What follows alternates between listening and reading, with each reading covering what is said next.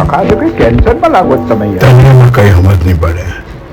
તું એકવાર લગ્ન કરી જો તો ખબર પડે કે લગ્ન એટલે શું. Oh my god.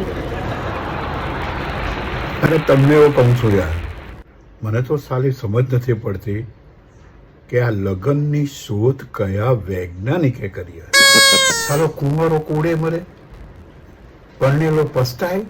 સાચી સમજ નહીં પડે કે આ બેમાં મજા કોણ લે છે સાલો. ના ના, હમણાં શું થયું, મેં શૈલીને એટલું જ કીધું કે ડાર્લિંગ, ડાર્લિંગ કહું એમાં તમને શું વસ્તુ આવે છે યાર? મારી વાઈફને ડાર્લિંગ કહું છું, તમારી થોડી કીધી. તો પછી યાર કમાલ છે યાર. મેં કીધું ડાર્લિંગ, કસમથી કહું કે હું તને બહુ વાલ કરું છું. Oh. મને કે એમાં શું, વાલ તો હું તમને કરું છું.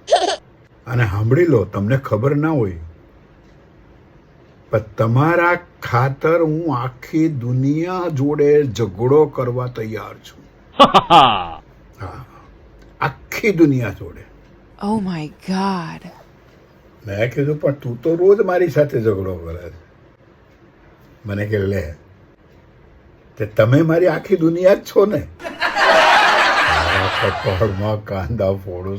પણ બહુ સાચી વાત મિત્રો, હું તમને કહું ને તો લગ્ન એટલે સાંભળો છો થી માંડીને બહેરા થઈ ગયા સુધીની સફર, અને આમ આવોથી માંડીને તેલ પીવા જાય ત્યાં સુધીની સફર.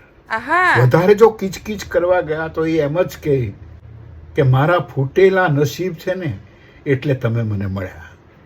સાચું બાકી કાકા મારા તો સાચું. દૂર દૂર સુધી માંગા આવતા હતા. Oh my god. એમાં એક દિવસ મારાથી એવું કહેવાય ગયું કે નજીક વાળા તને ઓળખે એટલે માંગા નહીં આવતા હશે. સાહેબ એમાંથી બબાલ થઈ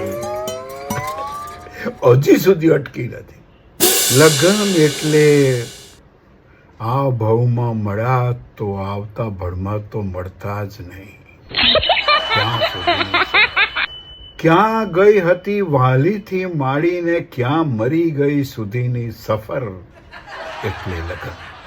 રિચેસ્ટ માણસથી ગરીબમાં ગરીબ માણસ સુધીનો અભ્યાસ કરો ને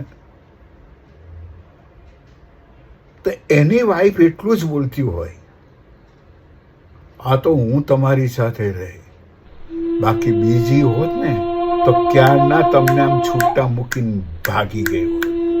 લગ્નની સફર છે. આવું છે છતાં બી કુંવારોને મારી સલાહ છે કે લગ્ન કરવાનું માંડી વાળતા નહીં. માણસનો અવતાર મળ્યા પછી હાડકે પીઠી એક જ વાર લાગે છે.